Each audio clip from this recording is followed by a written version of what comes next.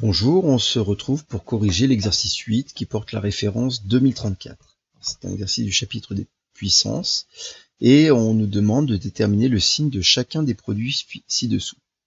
Donc, première règle très importante de se souvenir, c'est le signe d'une puissance. Donc, la règle est simple, lorsque l'on a ici une puissance à la puissance n, le signe ne dépend absolument pas, le signe de a puissance n ne dépend absolument pas déjà du signe de la puissance.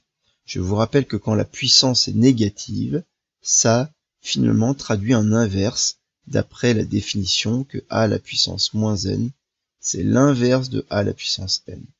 Donc ça n'a strictement rien à voir, le fait de voir une puissance négative, de voir un signe moins à une puissance, ça ne traduit pas le signe négatif du nombre. Donc, quand est-ce qu'on va avoir un nombre positif ou négatif? Ça va dépendre du signe de a. Premier cas, si a est strictement positif, obligatoirement a à la puissance n sera strictement positif. Deuxième cas, si a est strictement négatif, et bien là il y a deux possibilités. Ça va dépendre de la parité de la puissance. Et donc si a est strictement négatif, et si n est pair, dans ce cas-là, a à la puissance n sera strictement positif. Mais si a est strictement négatif et si n est impair, alors dans ce cas-là,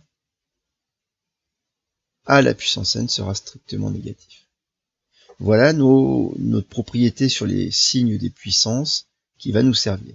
Ensuite, on utilisera la règle des signes classiques pour les signes des produits. Donc, moins 2 au carré. Moins 2 est négatif, strictement, mais comme le carré, la puissance 2, c'est un nombre pair, on sait que ça, c'est un nombre qui va être strictement positif. 2 est un nombre strictement positif, donc même si moins 3 est négatif, ça ne peut être qu'un nombre strictement positif.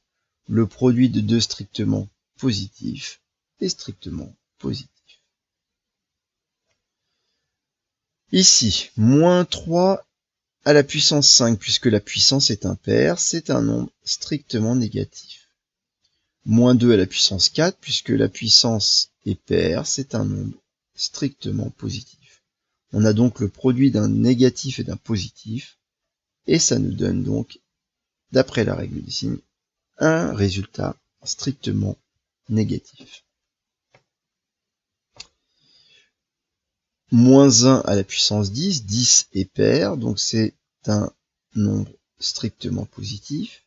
Moins 2 à la puissance moins 2, alors on a dit que le moins n'avait pas d'influence, ça nous traduisait un inverse, et donc c'est surtout la parité de la puissance qui nous intéresse. C'est un nombre pair, et donc moins 2 à la puissance moins 2, c'est encore un nombre strictement positif. On a donc ici le produit de 2 strictement positifs. Le produit est strictement positif. Le petit d, moins 4 est un nombre négatif, et la puissance est impaire, donc c'est strictement négatif.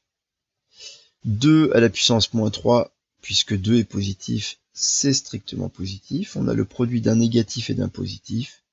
Le résultat est négatif, strictement. Moins 1 à la puissance moins 9. 9 est un nombre impair, donc le résultat de cette puissance est strictement négatif. Moins 2, moins 2 il est tout seul, et en plus, ou alors c'est comme si c'était la puissance 1 qui est une puissance impaire, mais c'est de toute façon un nombre strictement négatif. On a le produit ici de 2 strictement négatifs, le résultat est strictement positif. Et pour terminer, le f. Alors le f, on a ici moins 1 à la puissance moins 5. Ça, c'est un nombre strictement négatif, puisque la puissance est impaire. 7 est positif, donc 7 à la puissance moins 2 est strictement positif. Moins 2 à la puissance moins 5, 5 est impair et moins 2 est négatif. Donc c'est un nombre strictement négatif. Dans ce quotient, On a ici le numérateur d'après la règle des signes qui est strictement négatif, le dénominateur est strictement négatif. Par quotient, la règle des signes s'applique aussi au quotient. Le quotient, c'est strictement positif. Voilà donc pour cet exercice numéro 8 sur les signes des puissances et des produits. Au revoir.